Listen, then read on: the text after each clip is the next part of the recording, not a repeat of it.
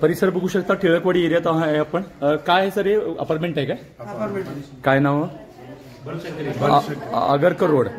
कोण बघितला साप हा?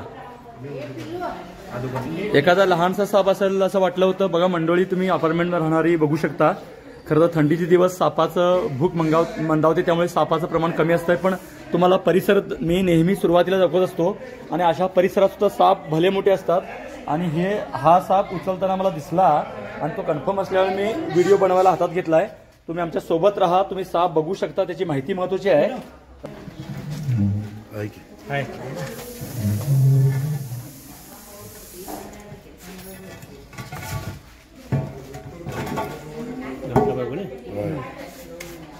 ती फरशी मी काढायला पाहिजे. नाही येते त्याने काढ.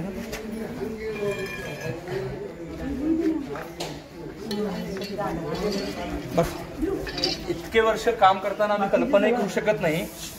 19,000 साप पकडून झाले. हे साप एवढे मोठी सुद्धा आपल्या आजूबाजूला असतात. तुम्ही तर कल्पनाही करणार नाही. लक्षात घ्या, मी माझं सांगतोय, कारण मलाही तो लहानसा साप असावा, वेरुळा धामण जातीचा असावा, कारण ह्या परिसरात धामण साप जास्त आहेत. या बाजूलाच वॅक्सिन डेपो म्हणजे साधारण बेळगावचा ऑक्सिजन पंप म्हटला जातोय. असं एक सुंदर ठिकाण आहे, त्यामुळे तिथले साप येऊ शकतात.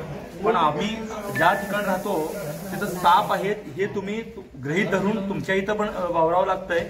आणि अशा ठिकाणी सुद्धा एवढे मोठे साप राहतात, हे फार महत्वाचं. लक्षात घ्या, साप किती मोठा पकडलं त्यापेक्षा लोक सापावर राहत असतात, सापही राहत असतात. ते आपल्याला काय करतात, त्यातलं निगेटिव्ह आणि पॉझिटिव्ह दोन्ही बाजू घेणं महत्वाचं आहे. कदाचित अजून दिसत नसेल, आता त्याला बाहेर काढूया आपण.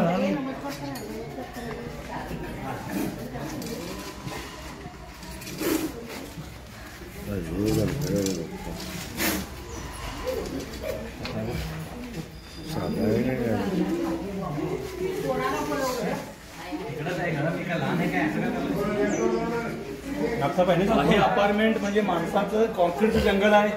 पण तुम्हाला वाटेल की एवढा मोठा भला मोठासा भयंकर मोठ्या जंगलात पकडला असं वाटत असेल, पण 6-7 वर्ष वयाचा साप. लक्षात घ्या, या महिन्यातला मी सर्वात मोठा साप पकडतोय.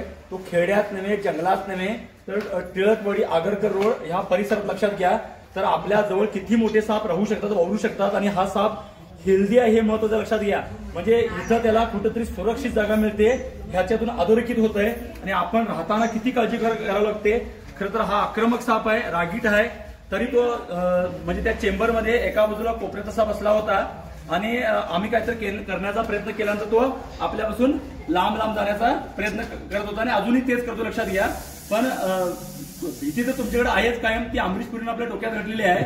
पण यातली पॉझिटिव्ह गोष्ट अशी आहे की या ठिकाणी राहणाऱ्या लोकांबरोबर तुम्ही विचार करायला हवा की एवढे मोठ्या सापात आम्ही राहत असतो, आपल्या बाजूला ते राहतात, आयुष्य काढतात, पण ते स्वतःहून काय करत नाहीत. हे त्याचं उत्तम उदाहरण आहे. लक्षात घ्या, आणि म्हणून आपण जितकं सापांना घाबरतो तेवढं घाबरायची गरज नाही आहे. लक्षात घ्या, आणि त्यात सांगण्यासारखं काही नाही. लक्षात घ्या, त्यात लेक्चर द्यावं लागू नये. एवढा मोठा साप इथं सापडतोय, यावरून लक्षात येतं की अशी कितीतरी असणार. पण हा सापडला, हा जर गृहीत धरला तर लोकांच्या मध्ये त्यांना आयुष्य कसं काढलं असणार. कधी कधी आमचं डोकं चक्रावून जात आहे की लोकांच्या मध्ये हा साप कसा काय राहू शकतो. लोकांनी काय केलं नाही त्याहीपेक्षा हा बुद्धिमान प्राणी नाही आहे. यानं काही केलं नाही म्हणजे साप किंवा निसर्गातले जे प्राणी इतर आहेत ते सहसा आपल्या मर्यादा सोडून माणसाला त्रास देत नाहीत. लक्षात घ्या, उगीच आम्ही अमरीशपुरीचं कट्ट्यापासून सांगणाऱ्या लोकांचं सिरियल मधनं सापाला जास्त बदनाम केलेलं आहे. नाही तर ते आपल्यापासून लांब जाण्याचा प्रयत्न करतात. फक्त खायला राहायला आपल्या जवळ आहे, त्यामुळे आपल्या जवळ साप येतात. आपला हात पाय पडला तर चावू शकतात. त्यामुळे आपण काळजी घेणं तितकंच गरजेचं आहे. स्वच्छता असलेल्या ठिकाणी उलट मला साप जास्त बोलवतात. हा साप जंगल जुन्या घरात आम्हाला पकडायला बोलवत नाही. मला बोलता एक आठवण आलं की पाठीमध्ये थोडंसं जुनं वातावरण दिसतंय, कदाचित कुठलं टच झालं असणार त्याला, किंवा चेंबर मधनं बाहेर आलेला असणार. लोकांना बघून तो घाबरून बाहेर आला, परत आत शिरला असणार आणि असं असू शकतंय. त्यामुळे साप आपल्या जवळ राहतात आणि यावरून आपण एक बोध घ्यायला हवा की साप स्वतःहून काय करत नाहीत. काळजी मात्र आपण घेणं गरजेचं आहे. धन्यवाद.